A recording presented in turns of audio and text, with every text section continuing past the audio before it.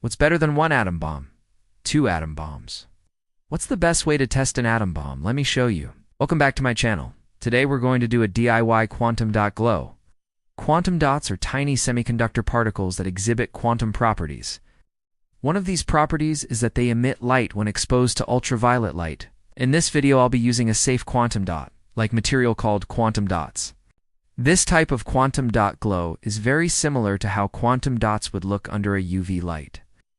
And since I can't really get my hands on any quantum dots right now, this will have to do. Quantum dots are so cool because they are tiny. Like I said before, 1 billion nanometers fits in a meter. So how many nanometers fit in a centimeter? If you think about it, there are 10 millimeters in a centimeter, which means that there are 10 billion nanometers in a centimeter. Now that is absolutely insane to me. I mean, we're talking about particles smaller than the wavelength of visible light. And if you want to see something crazy, check out this image here. This shows a 2D electron gas and a graphene quantum dot. These 2D gases are just wild. They are 1 atom thick, and yet they still exhibit quantum properties even at room temperature. Check out this one. This is an image of a quantum dot that is only 1 atom thick. It's also just 200 nanometers wide. It's like the size of 2 quantum dots stacked together. And if we compare this to a soccer ball, it's just mind-bogglingly small.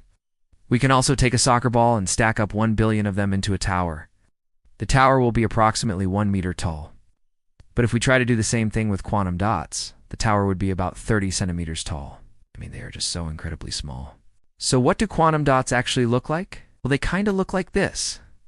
This is an artist rendering of a quantum dot. They're just tiny little spheres. There are several different materials that can be used to make quantum dots, but they all have one thing in common. They are semiconductors. And semiconductors have a band gap between their valence band and their conduction band. Now, I've been doing a lot of videos on quantum mechanics lately, but don't worry, this one isn't too bad. All you really need to know is that electrons can jump between these bands. Electrons in the valence band are bound to their atoms, but if they absorb energy, they can jump over to the conduction band and become free. Once they're in the conduction band, they are free to move around and do whatever they want. Now, if they bump into each other, they can give each other energy and jump back to the valence band.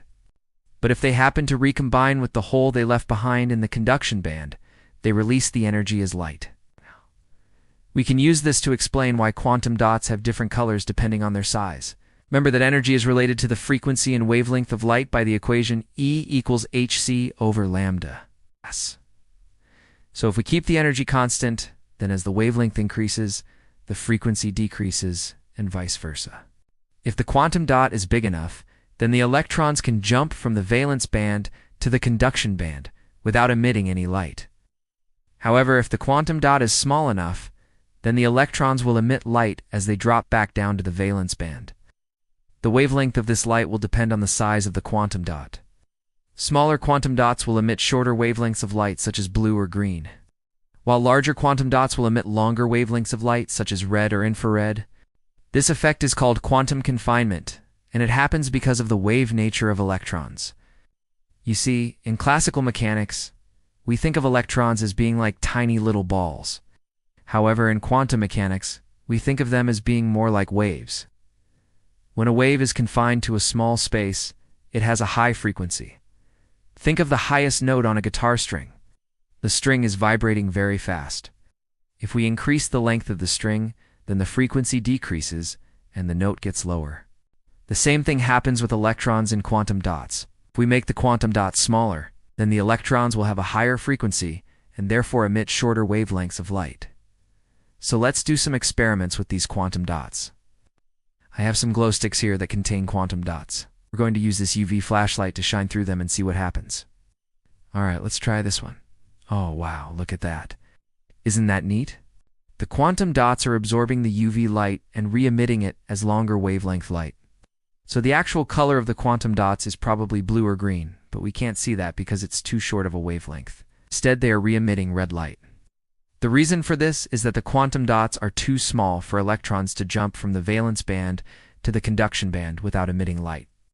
So the electrons recombine with the holes and emit light instead. Now let's try this experiment with some glow-in-the-dark paint. This paint also contains quantum dots. I'm going to take a Q-tip and dip it in some paint, and then put it on this piece of paper. Now let's shine the UV light on it. Whoa, isn't that neat? The paint is glowing red under the UV light. This is because the quantum dots in the paint are too small for electrons to jump from the valence band to the conduction band without emitting light. So the electrons recombine with the holes and emit light instead. Now let's compare this to some regular neon marker.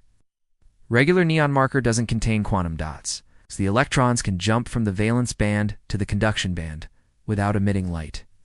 However, it does fluoresce because the molecules in the marker absorb UV light and then emit longer wavelength light. Here we can see that the marker is glowing pink under the UV light. Here is another neat trick I learned from Thomas Frank. Quantum dots can be used as fluorescent biological markers. Here I have some spinach leaves that have been stained with quantum dot antibodies. The antibodies are attached to fluorescent proteins that bind to chlorophyll. The chlorophyll is green, but the fluorescent proteins are red. So under the UV light, the spinach leaves should glow red.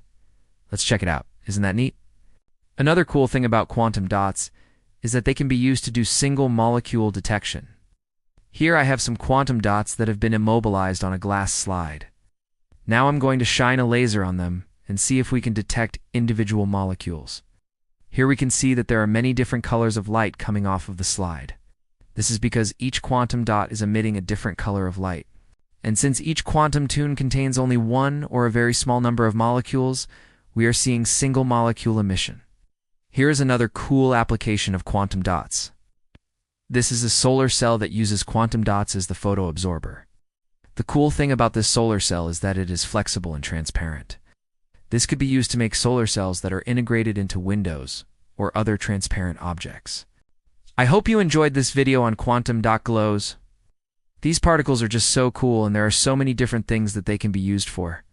I can't wait to see what the future brings to quantum research. Before we go, I want to share a cool resource with you. If you liked this video, you might enjoy Thomas Frank's channel. He makes awesome science videos that are fun and educational. Make sure to check it out. Alright, that's all for now. Hit subscribe and I'll see you next time.